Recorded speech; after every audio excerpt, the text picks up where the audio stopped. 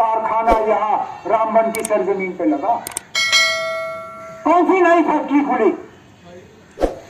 चलिए ना, रामबन छोड़िए, मैं जम्मू चलता हूं। मुझे जम्मू में बताएं ना कौन सा नया बड़ा कारखाना खुला? कठुआ से लेके सांबा, सांबा से लेके बड़ी ब्राह्मणा, जम्मू, जो भी कारखाने लगे वो 2018 से पहले लगे। नया कुछ नहीं आया। जो भी रोजगार यहां के नौजवान लगे, जो भी लगा उससे पहले लगा। जो भी जमीनें यहां दी गई उससे पहले दी गई।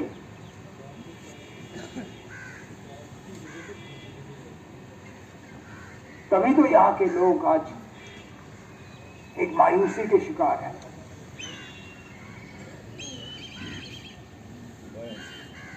लेकिन मैं आप सबों को इस स्टेज से यकीन दिलाना चाहता हूं कि इंशाअल्लाह आप लोगों का साथ रहा तो इस मायूसी का भी हम इलाज करके इस रियासत को दोबारा ठीक कर देंगे। नहीं होने देंगे हम इनकी साजिशें कामयाब, जो यहां लोगों का बंटवारा चाहते हैं। देखिए इस स्टेज की तरफ,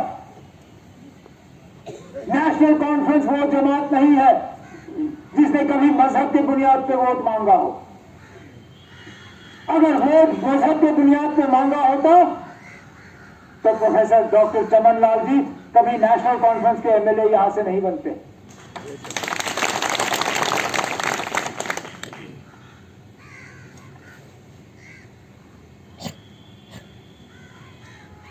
हम सच्चाई और इंसाफ की लड़ाई लड़ रहे हैं।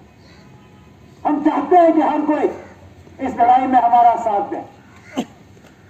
अब कुछ लोगों को ये सूट नहीं करता और उनसे हम भी ज्यादा उम्मीद नहीं रखते, लेकिन कुछ बड़ी पार्टियों से हम उम्मीद रखते हैं कि उस लड़ाई में मिलकर हमारा साथ देंगे, क्योंकि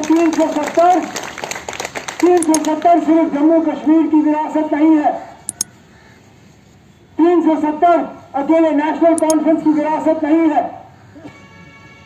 ये अगर विरासत है तो इस मुल्क के सबसे पहले वजीर आजम या पंडित नेहरू साहब की भी विरासत है।